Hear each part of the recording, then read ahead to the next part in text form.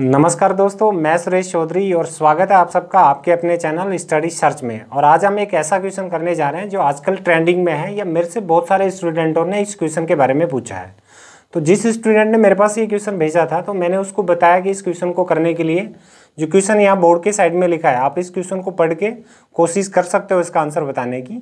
पर जिस स्टूडेंट ने मेरे पास ये क्वेश्चन भेजा था, उसने जब ये क्वेश्चन भेजा तो मैंने उसको देख के ये बताया कि आप इस क्वेश्चन की इक्वेशन बना के 4 से 5 इक्वेशन बनती है, तो आप इक्वेशन बना के इसकी सारे क्वेश्चन जो भी ये पूछा है वो उसका आंसर निकाल सकते हैं। बट उस लड़के का आंसर ये था कि सर मैं बिना इक्वेशन बनाए यानी इस क्वेश्चन की लैंग्वेज को पढ़ के इसको सोल्व नहीं कर सकता क्या।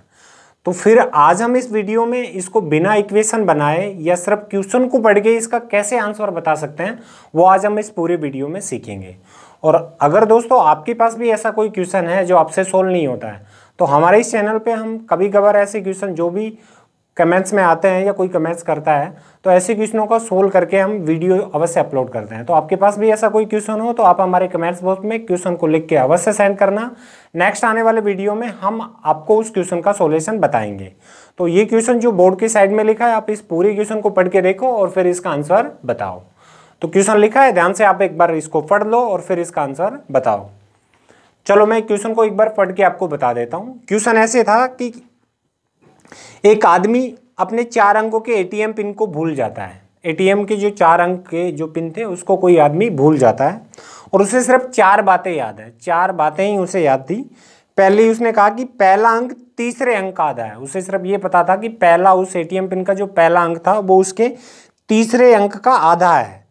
और आगे इसने दिया कि दूसरे और तीसरे अंक का जो योग है वो 8 है, यानी दूसरा और तीसरा जो अंक है उसके पिन में उन दोनों का योग 8 है और चारों अंकों का योग 12 है। जो चारों अंक है ना उसका योग 12 है और चौथा अंक पहले और दूसरे अंक के गुणा के समान है। यानी पहला जो या चौथा अंक है वो अंक पहले और जो दूसरा अंक है उसको गुणा करने के बाद जो आता है वो उसके समान या बराबर है।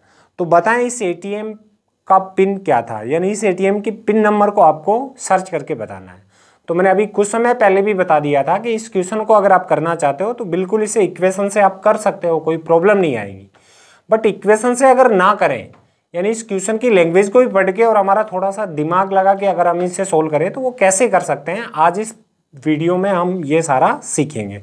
तो आप एक बार खुद कोशिश कर लो और किसी इसका आंसर अगर आया हो तो मुझे कमेंट्स में करके एक बार बताओ, ना तो फिर इसका पूरा सॉल्यूशन मैं आज आपको यहाँ पे करवाऊंगा। चलो तो कोई नहीं, जिसका आ गया ठीक है, ना भी आया हो तो वीडियो को बीच में रोक के आप इसको सोल्व करके देख लेना। क्या पता वीडियो देखने से पहले आप इसका आंसर कर दो तो हो सकता है कि आपको ये अच्छे से आ गया हो। पर मैं इस क्वेश्चन को समझाने की कोशिश करता हूँ। तो देखो इस क्वेश्चन की लाइन में फर्स्ट लाइन में लिखा है इसने कि उस आदमी के पास कोई एटीएम का पिन था जिसके 4 अंक थे। तो मैं यहाँ पे ऐसे लिख लेता हूँ, 4 अंक थे। ये फर्स्ट अंक था, ये सेकंड था, ये थर्ड था और ये फोर्थ, यानी ये 4 अंक थे। मैं 4 ऐसे लिख देता हूँ, फर्स्ट सेकंड थर्ड और फोर्थ।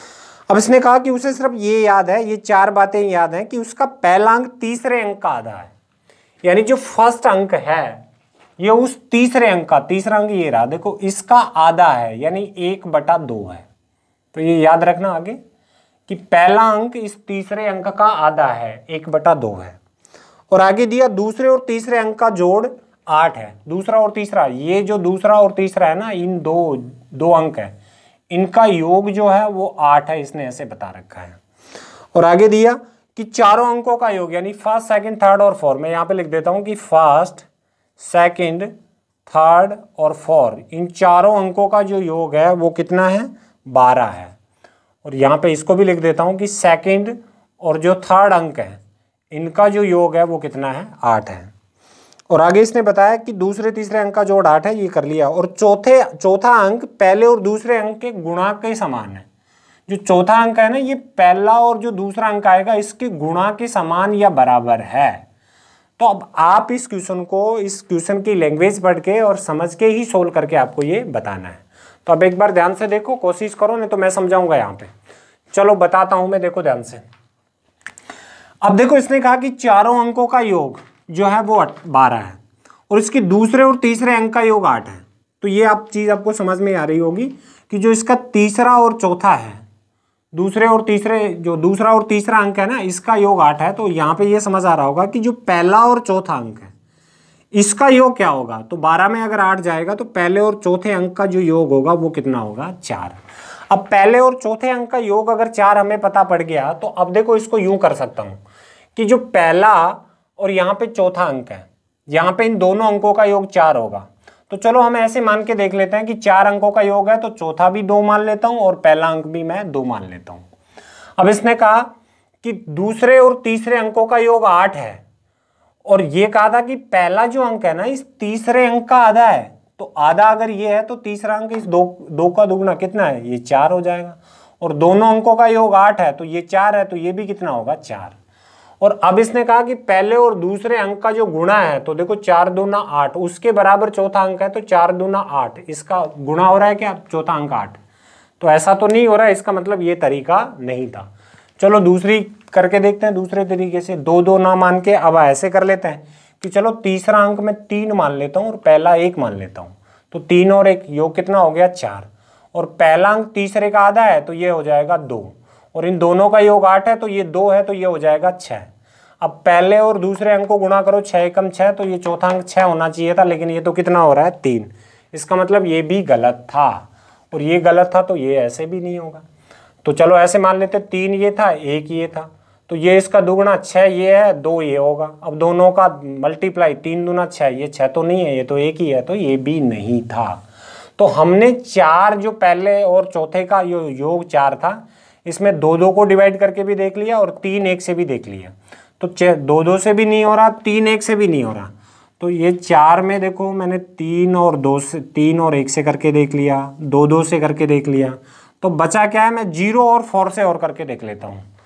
तो 0 और 4 से करें तो मैं यहाँ पे मान लेता हूँ कि इस अंक का ये 0 था और यहाँ पे ये 4 था, और ये 4 था, तो तीसरा अंक इसका दुगना, ये कितना हो जाएगा तीसरा, 8। और ये अगर 8 था, तो देखो इन दोनों अंकों का योग था 8, तो ये अगर 8 है तो ये कितना था, 0। अब सारी क्वेश्चन की जो लैंग्वेज इसने दी थी वो सारी फिट हो रही है कि देखो चारों अंकों का योग 8 और 4 कितना हो रहा है, 12। इन दोनों अंकों का योग 0 और 8 कितना हो रहा है, 8। इस पहले और चौथे अंक का योग 0 और 4 कितना हो रहा है, 4। इस पहले और दूसरे अंक का गुणा 4 गुणा 0, तो कितना हो रहा है, 0। ये भी सही था। और उसके बाद में ये पहला अंक इस तीसरे अंक का आधा है, तो 8 का आधा कितना है, 4।